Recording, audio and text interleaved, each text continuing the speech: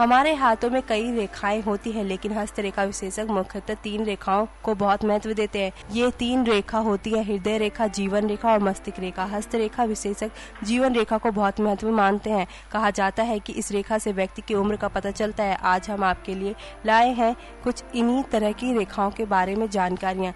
जीवन रेखा अंगूठे के ठीक नीचे शुक्र पर्वत को घेरती है। छोटी जीवन रेखा कम उम्र और लंबी जीवन रेखा लंबी उम्र की ओर इशारा करती है। अगर ये रेखा ज्यादा लंबी है तो व्यक्ति 100 से ज्यादा साल तक जिंदा रहता है। वहीं अगर ये रेखा टूटी हुई हो तो इसे बहुत अशुभ माना जाता है। आयु रेखा को पितृ रेखा प्रकुड़ रेखा भी कहा जाता है। इस रेखा के बारे में हस्तरेखा विशेषज्ञ कहते हैं कि अगर जीवन रेखा सुंदर सुस्पष्ट और गोलाई की ओर हो तो कहा जाता है कि ऐसे लोग स्वास्थ्य दृढ़ ऐश्वर्य युक्त होते हैं। वहीं अगर ये रेखा चलते हुए बीच में जाकर पतली और कमजोर हो जाती है तो जीवन के भाग में सेहत खराब हो जाती है।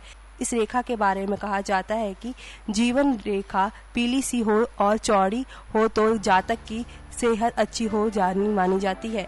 ऐसे लोगों को सेहत के प्रति सावधान रहने की जरूरत होती है। ऐसे लोगों के बारे में कहा जाता है कि ये लोग स्वभाव में अच्छे नहीं होते, ईर्ष्यालु स्वभाव के भी हो सकते हैं ये। वहीं अगर ये रेखा खंडित है तो ऐसे व्यक्ति को असफलता और अपमान का सामना करना पड़ सकता है। अगर जीवन रेखा पीली सी है और चौड़ी है तो ऐसे व्यक्ति की सेहत कमजोर होती है।